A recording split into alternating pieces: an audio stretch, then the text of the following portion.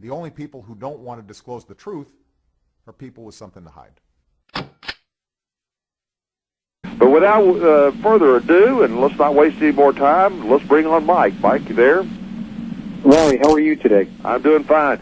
Last week, Richard Mack had his Constitutional Sheriffs and Peace Officers Association in St. Louis. He invited me to come up for that. I had a part in the program. But the most exciting part of the program was meeting you and listening to you. That was a great presentation you gave last week, and Mike, and I want to thank you for coming on this afternoon to discuss the highlights of the problems that you've discovered regarding the Obama long-form birth certificate. Now, before we get into the meat of that, can you give us a little bit of a background regarding yourself? How long you been with the Sheriff's Department? Yeah, I've been with the Maricopa County Sheriff's Office now. I think it's going on about 9 years. Prior to that, I was a detective in New Jersey. Then I was a licensed private investigator, and I used to do work actually for criminal defense attorneys. Ah, good enough. Which gave me some really great insight on how to avoid the minefields that are out there and putting together a criminal case. So it's actually worked very well.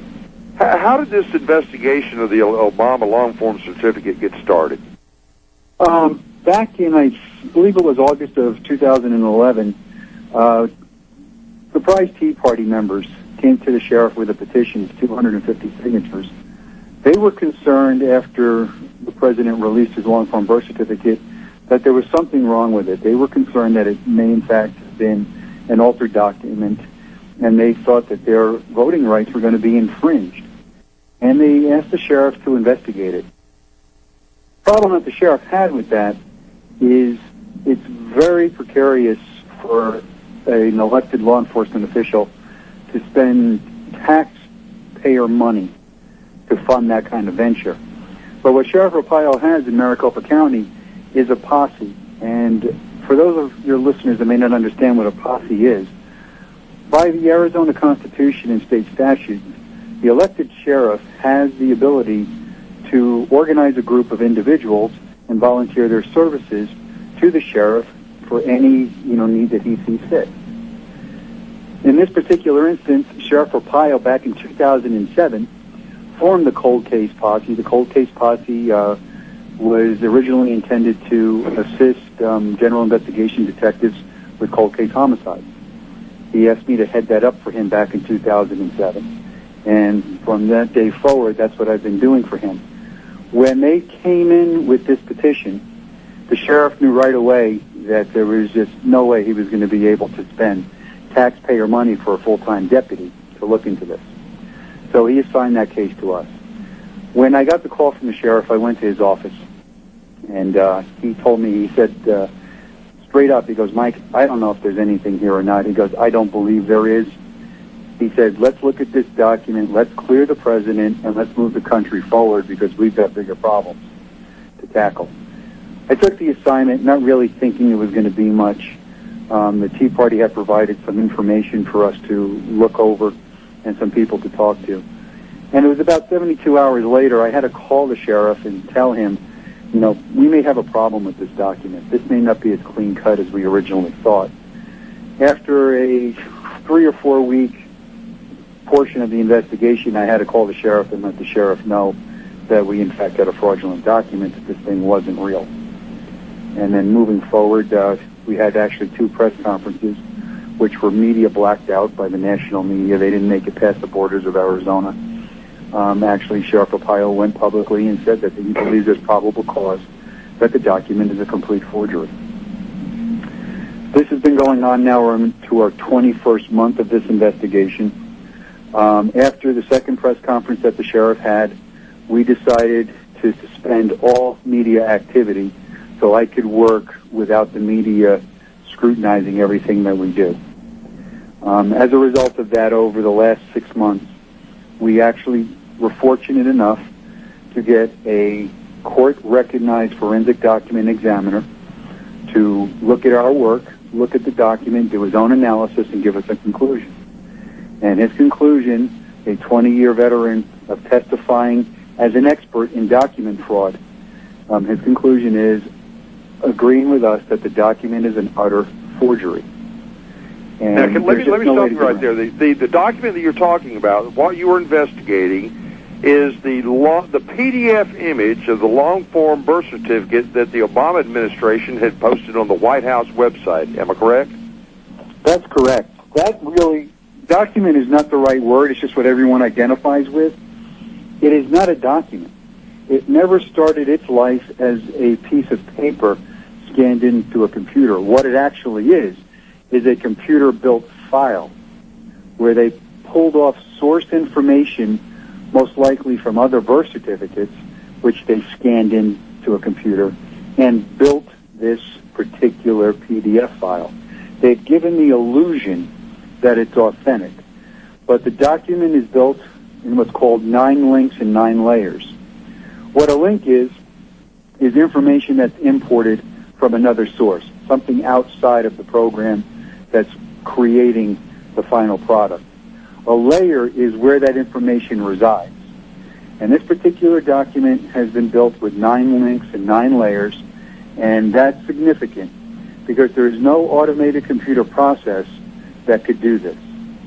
And in building this document, one of the most incriminating parts about the document is the State of Hawaii Registrar stamp, which is placed at the bottom of the document. That is the stamp that the state registrar certifies the document to be authentic.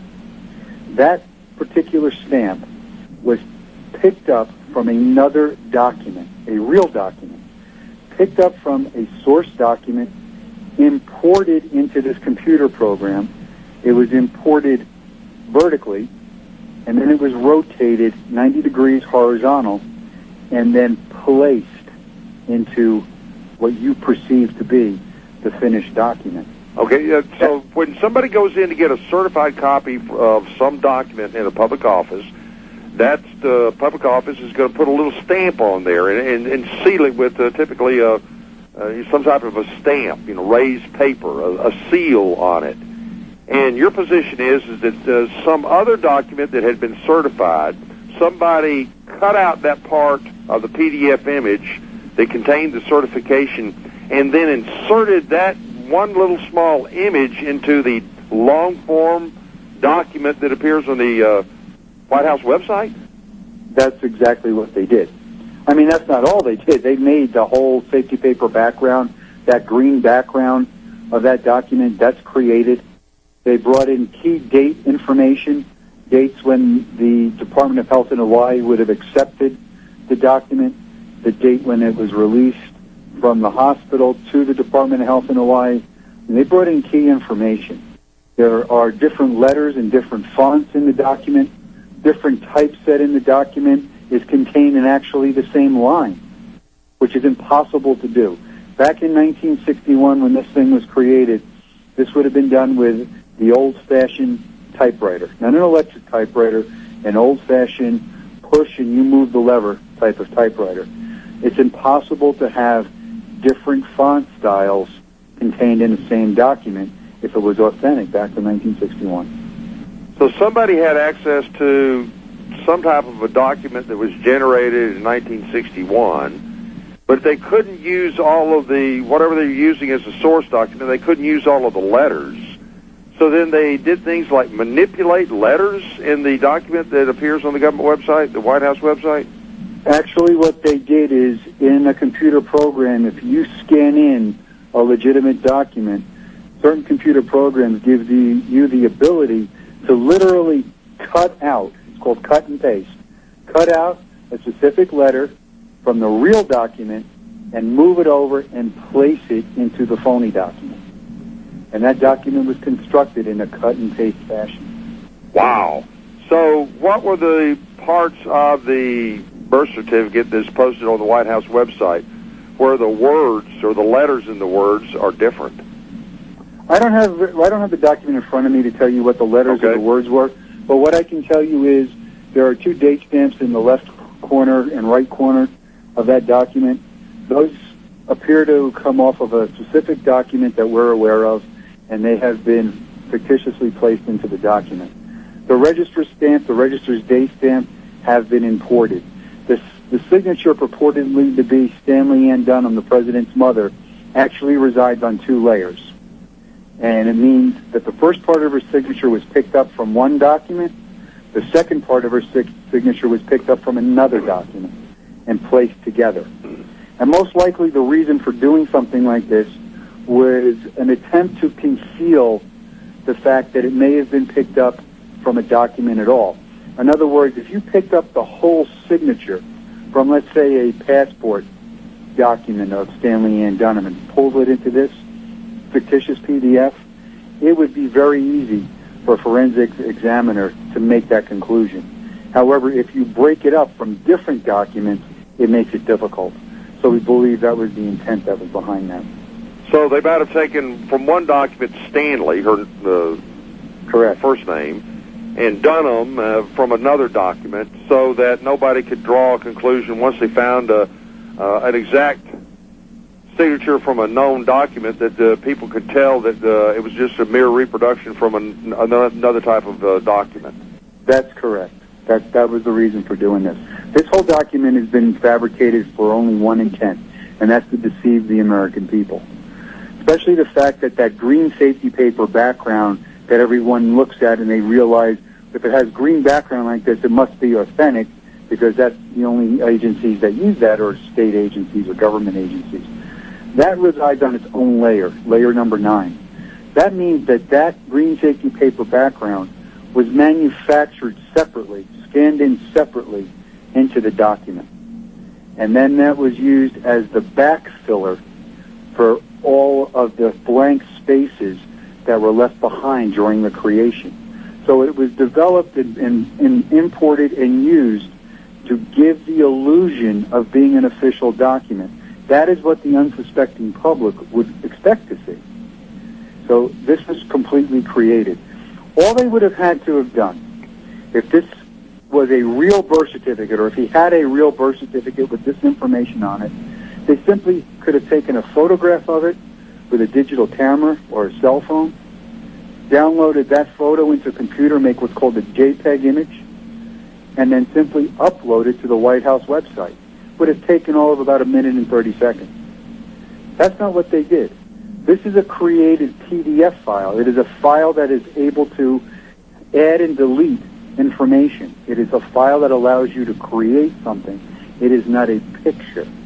There is no rational reason for anyone to have to go through the lengths that they did to create a document like this, locate original source documents, compile all this stuff, put it together, and give you a layered picture if there really was a real birth certificate to begin with. Now, let me ask this question. If somebody scans in, I've never done this. I've done scanning to create a PDF image. A lot of people have done that. Real easy to do. If you had created a PDF image of the document, would it have had 9 layers? The only people who don't want to disclose the truth are people with something to hide.